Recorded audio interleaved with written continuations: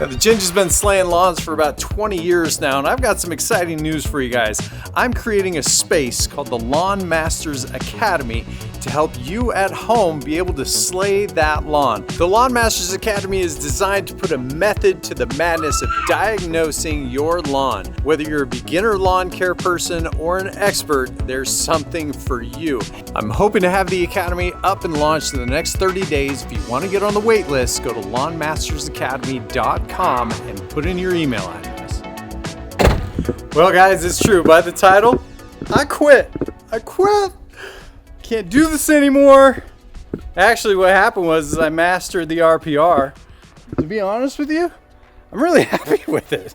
I really love it, but it's time to try something new. And there's a lot of rumors out there that Elite is way better. You're gonna get this status and it's gonna cook you food and dinner and be your best friend and your wife and it's gonna hold you tight.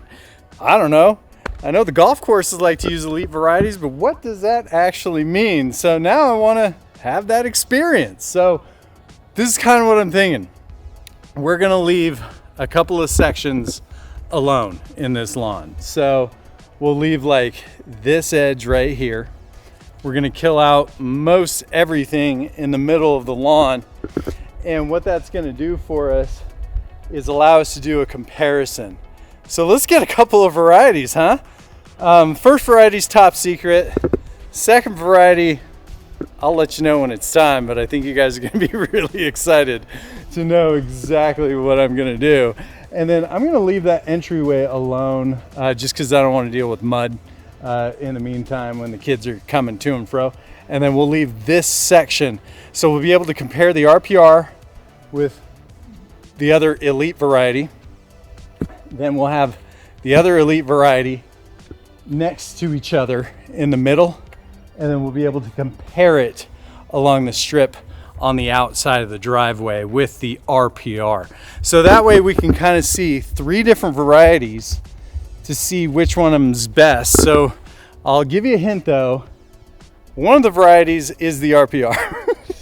One of them is also a Barenbrug brand and the other is a mystery brand, but they'll all be perennial ryegrass, but it's gonna be so much fun. I'm actually really stoked. So today I'm gonna walk you through what I'm gonna end up doing to get this lawn prepped.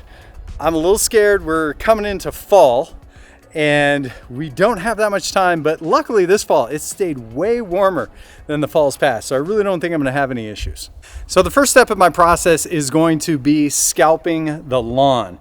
We really want to get that lawn down to at least 1 inch. Now the number one question I'm getting always is, so you're going to scrape the top, you're going to remove the dead out? I'm actually not going to do that. Matter of fact, the majority of your micronutrients are held in the thatch layer or the root masses that this grass has already done. So we have a ton of nutrients already in the soil, and to remove that, it'd be a really bad idea. So I don't want to do that. All right, so I'm really excited that we scalped the lawn because it gives me an opportunity to kind of show you guys something. You notice we lost a lot of color on this side.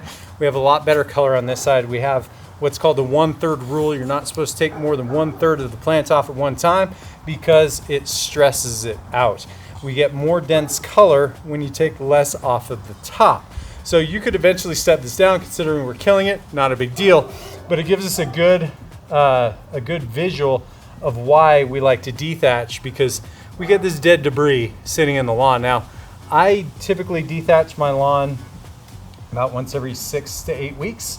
So I don't have a lot of debris, but you can still see all the yellowing, and that is a natural occurring thing that's going to happen in your lawn. We just get foliage damage that's going to happen.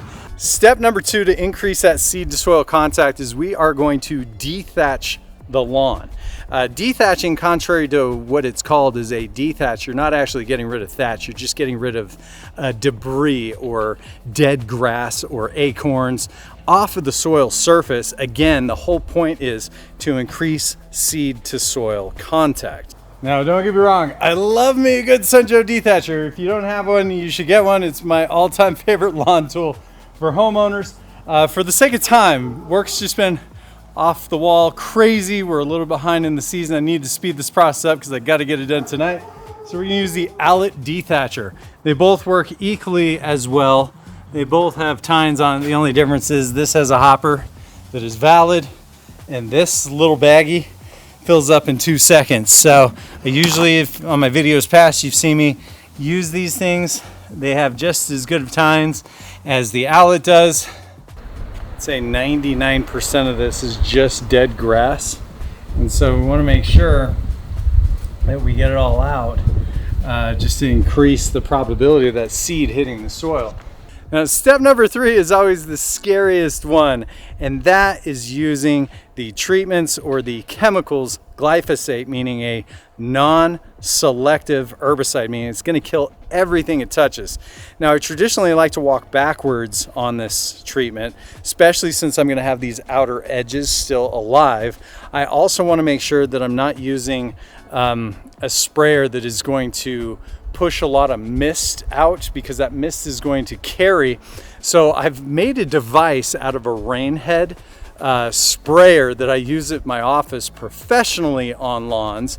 It's a 1 gallon tip that I'm using with my FlowZone sprayer to put out the recommended dosage of non-selective herbicide. Now, on top of that, I'm using a mythical pony chemical called a selective pre-emergent called Tenacity.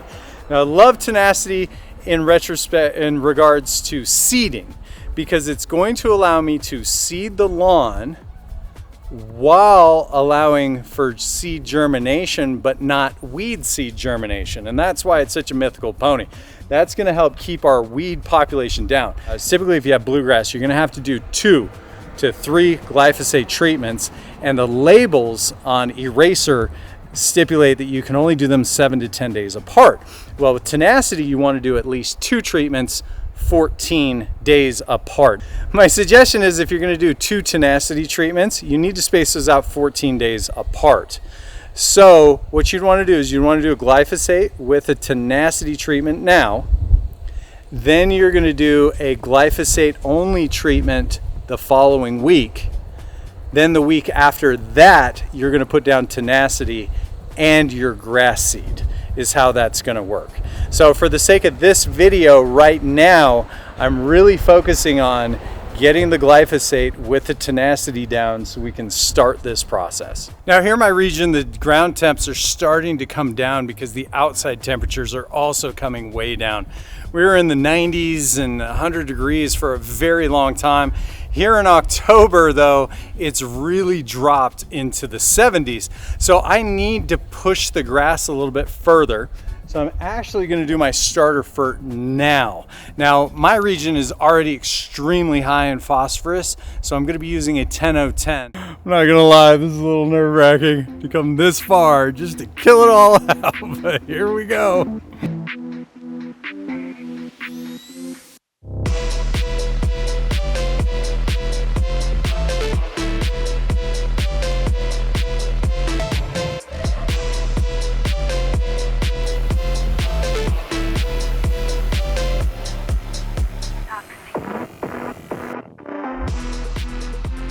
All right, 2 weeks later, one cold, me sounding like Britney Spears of 2010.